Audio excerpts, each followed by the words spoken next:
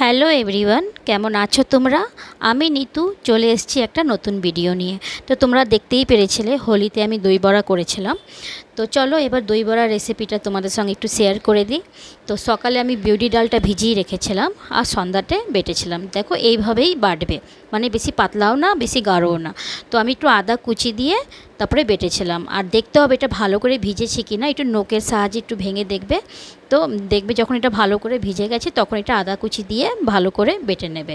আর ওর মধ্যে একটু তোমার মৌরিটাকে মানে একটু চাটুতে টেলে তখন একটু মানে হালকা হালকা গুঁড়ো করে থেতো করে এর মধ্যে মিলিয়ে ভালো করে ফেটাতে হবে।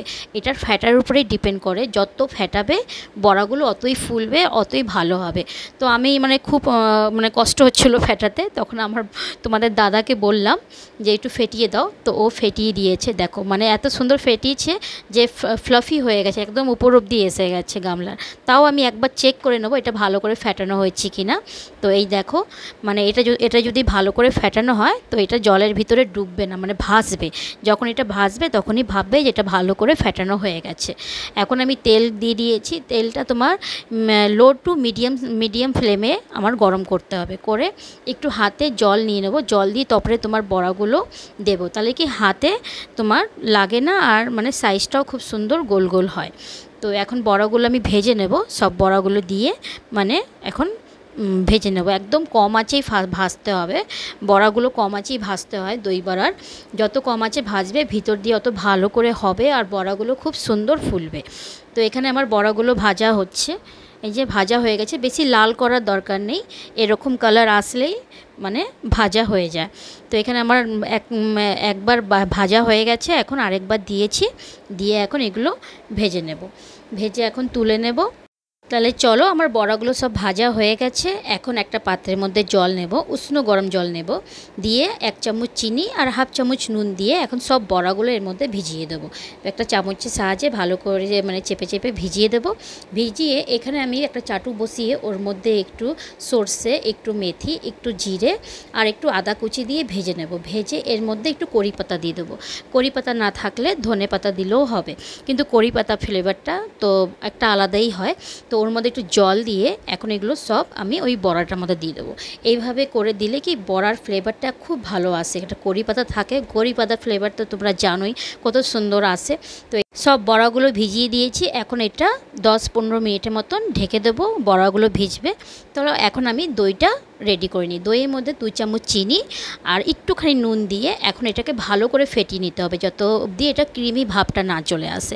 এইভাবে ফেটিয়ে নিতে হবে। ফেটিয়ে এখন চলো বড়াটা দেওয়ার আগে একবার তোমরা বড়াটা ভেঙে দেখাই কত সুন্দর পকেটটা হয়েছে, মানে একদম জালিদার পকেট হয়েছে, খুব সুন্দর বড়া ভাজা হয়েছে। এখন যেই বড়াগুলো আমি জলে ভিজিয়েছিলাম এখন এটা হালকা হাতে চেপে আমার সব বড়ার জলগুলো ফেলে এখন দইয়ের মধ্যে ভিজিয়ে দিতে আছে। এইভাবে একদম হালকা হাতেই চাপবে, কেন কি বড়াটা খুব নরম হয়ে গেছে জলে যখন ভিজিয়েছি। তো এইভাবে চেপে চেপে এখন সব দইয়ের মধ্যে আমি দিয়ে দেবো। দিয়ে এখন একটা চামচের সাহায্যে আমি পুরো ভালো করে দইয়ের ভিতরে বড়াগুলো চুবিয়ে দেবো। এই যে এইভাবেই চুবিয়ে দেবো। তো চলো এখন চাটনির প্রসেসটা আর দেখাইনি, কেন কি অনেকটাই লং ভিডিও হয়ে গেছে। এই জন্য চাটনিটা আমি কীভাবে বানিয়েছি ওটা আমি দেখাইনি। এখানে আমি তেঁতুলের চাটনি নিয়েছি আর ধনেপাতা চাটনি নিয়েছি। ধনেপাতা চাটনি তোমার ওই রসুন, কাঁচা লঙ্কা, নুন ঠুন দিয়ে তোমার দই দিয়ে এইভাবেই চাটনিটা করেছি। তো চলো এখন প্লেটটা আমি সার্ভ করে নিচ্ছি। তো এইভাবে করে প্লেটটা আমি সার্ভ করেছি।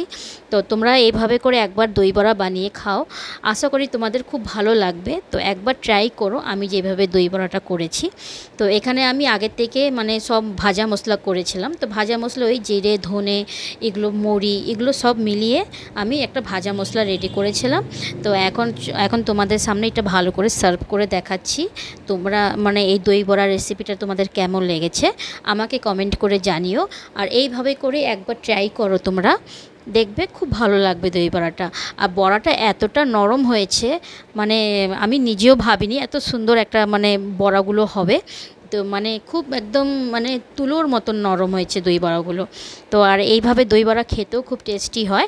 তোমরা একবার ট্রাই করে দেখো। দেখো একবার কেটে দেখাচ্ছি, দেখো কতটা নরম হয়েছে, একদম মানে এক চেপেই তোমার বড়াগুলো ভেঙে গেছে। আর খুব সুন্দর দইটা মানে ভিতরেও ঢুকেছে। এইভাবে করে তোমরা একবার ট্রাই করো, খুব ভালো লাগবে দই বড়াগুলো। তো চলো দই বড়াটা কেমন লেগেছে আমাকে কমেন্ট করে অবশ্যই জানিও। দেখা হচ্ছে এর পরের রেসিপি নিয়ে। বাই, সবাই ভালো থেকো, সুস্থ থেকো।